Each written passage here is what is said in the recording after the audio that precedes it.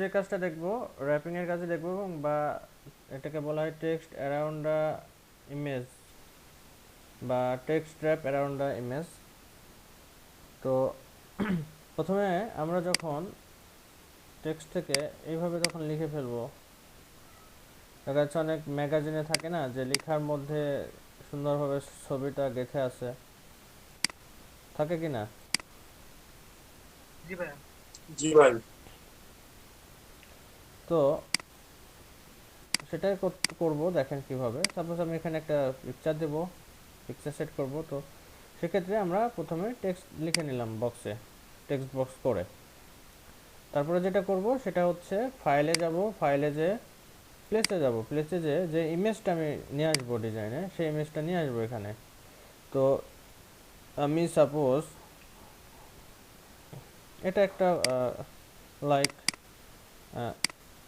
Coffee coffee related একটা কোনো magazine অথবা রিপোর্ট, বা হচ্ছে আপনার এটা প্রিন্টে যাবে আপনার লেখাটা।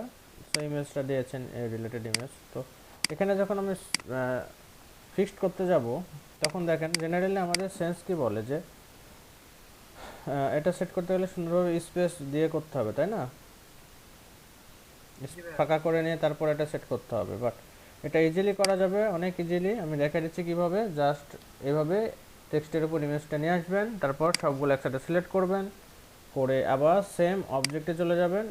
অবজেক্টে যে টেক্সট র্যাপে চলে যাবেন। এবার টেক্সট র্যাপে যে মেক করে দেবেন, দিয়ে ওকে করে দেন।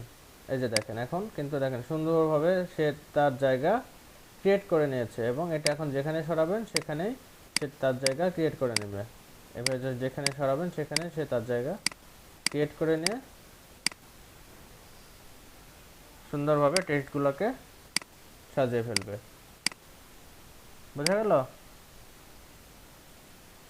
জি জি ভাই, ভাইয়া। ওয়ার্ডের মতো আর কি।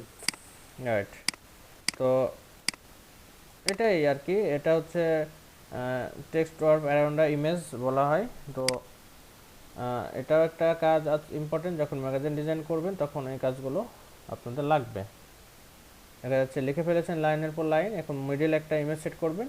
সেটা যে কোনো শেপের ইমেজ হতে পারে। এখানে জাস্ট নিয়ে আসবেন, নিয়ে এসে অবজেক্টে যে টেক্সট ট্যাব এবং মেক করে ফেলবেন, দুইটা একসাথে সিলেক্ট করে। তাহলে দেখবেন যে ইমেজটা অটোমেটিক টেক্সটের মধ্যে জায়গা নিয়ে নিয়েছে সুন্দরভাবে, এবং ওটা মুভ করলে, মানে ইমেজটা মুভ করলে টেক্সটের মধ্যে যেখানে সেখানে জায়গা তৈরি করে সুন্দরভাবে টেক্সটগুলোকে সাজিয়ে ফেলবে।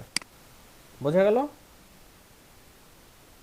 জি ভাইয়া। জি ওকে, ভাই। Good, thank you. সবাই প্র্যাকটিস করবেন এবং ভালো মতো ট্রাই করবেন, এবং কেউ ফাঁকি দেবেন না, সবাই প্র্যাকটিস করবেন।